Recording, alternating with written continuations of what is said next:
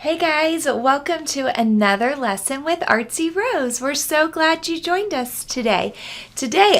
I guess my little friend Raina wants to join in. We are going to be making a frog today.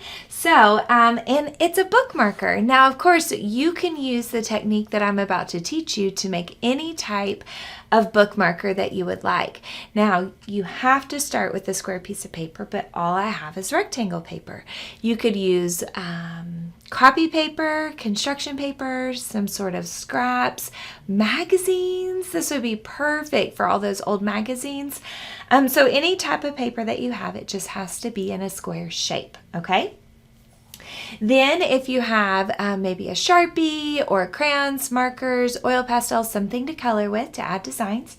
If you have some scrap paper around the house to add on to your bookmarks that you're going to make, that would be great too. So the first thing I'm going to need to do is turn this rectangle shaped paper into a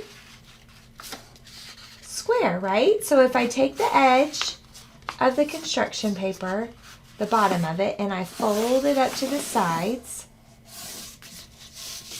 up into this shape just like that. So it goes from being a rectangle to a partial triangle. And then we're going to cut this extra piece off right here. And I guess technically I could totally save my scraps to add on to my design because I'm doing a frog, so I'll need to put his little eyes up on top.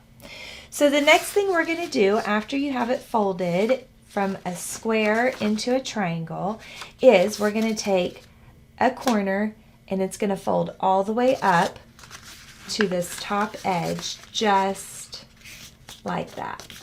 Okay? Then we're going to take this other corner and fold it up to the top middle just like that. Remember, since you are watching me on video, you can pause at any time. I know that sometimes origami can make your brain hurt just a little bit. Sometimes it makes my brain hurt a little bit.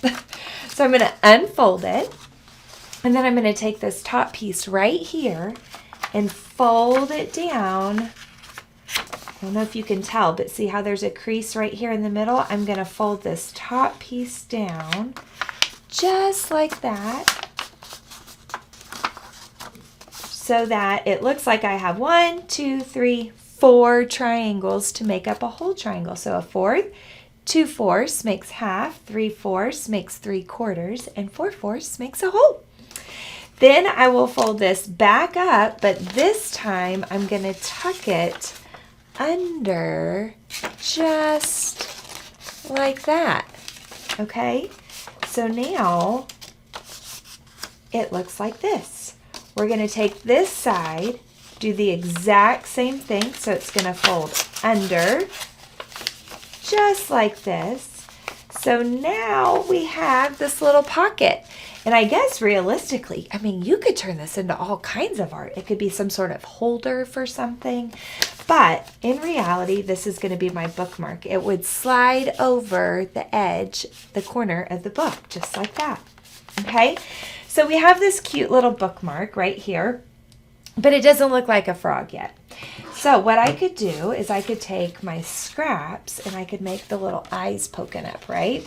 So in order to do that, I am going to fold my paper over, because if I only draw this once with it being folded over, it will make 2, right? So then I'm going to draw this eye shape just like that. And you might make it a little taller than what you think you need. And then I'm going to cut along the lines. And remember, when we're cutting, A, be safe, because scissors are tools, not toys. And B, when you hold your scissors, you want your thumb to be in the circle part, and you want your fingers to be in the big part, and your thumb stays on top. Parents, for some reason, you'll notice a lot of kids will twist their hand over. A, it doesn't feel good, and B, it makes it really hard to cut. So now these can become the eyes for our little froggy, right? So in order for them to stay, I am going to glue them behind the head. So I have some Elmer's glue, little glue stick, and I'm going to put a little bit of glue here so that I can stick it behind the head right there and kind of hold it down for a second. And then I'm going to put me a little bit more glue right here. Put it behind the head just like that and hold it down for a minute. Okay? Then, still isn't looking like a frog, but what if we had a tongue hanging out? And I have a little scrap left over from our poppy card project we made earlier. So if you did not see that, you should check it out. We made a card that was our handprint that looked like Poppy's head. Kind of cute. And of course you could make this as long as you wanted to. We're going to put a little bit of glue at the top and maybe just a little bit more for good measure. Bring it down a little further. Then this is going to go up underneath, so we hide, and it goes right there in the middle, up underneath that. So then what we're going to do is we are going to, I'm going to get just a little piece of tape and stick this up here just so it'll hold still for me for a minute, right? Then you can take marker, crayon, whatever you have around, and draw the eyes.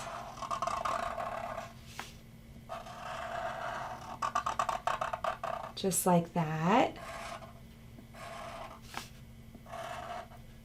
There's the little fun pupils. I could color those in. The Sharpie makes a nice bold line, and so would a black marker, right? And then I think we're going to need some little nostrils right there, and draw maybe the middle of the tongue. And then if you wanted to, with a white crayon, white oil pastel, you could color in the whites of the eyes, right? Just like that. There we go. Kind of touch that up just a little because I colored on the lines on accident. All right, we could even, if you wanted to, kind of give it some texture going on here. How fun is that? Ta-da, right? So cute. And then it just slides into the corner of the book. So all you kids, it gives you a wonderful example to save your place in your book you're reading, and then it makes it so exciting to open up to that page and see this fun little surprise. Plus, when he's in the book, his little eyes will be peeking out at you, making sure you're doing the right thing. So think, what else could you make? You could make a unicorn. You could make a fox. You could make a bear. You could make a person. I've even had a friend do Harry Potter. So you could do characters, right? So have so much fun with this. And remember, the smaller the paper, the smaller your bookmark could be. So for example, this scrap that was left from my paper, I can do the same thing. Fold it over, just like that. Trim the extra off, just like this. Then we folded corner to the top middle, corner to the top middle, just like that. We opened it up, fold this little edge down, just like that. So the top middle gets folded down. Then we take this corner and it folds inside, right inside there, just like that. And then we take this piece that was facing the top and we fold it right inside, just like that. So now we have this little corner, this little pocket that can slide right onto the edge of the book or the magazine. Moms, you could save your place in your magazine. So this is a lot of fun. I love any time that I can do something that's 3-dimensional and 2-dimensional and you're getting to fold and build with your hands. So origami could be an interesting route to take if your friends enjoy doing this. I cannot wait to do another project with you. Make sure and tag us on social media at artsyrose.com or at Artsy Rose Academy, or visit our website, artsyrose.com, and check us out. There are lots of fun activities to do. We cannot wait to do another project with you. Thanks for hanging out with us.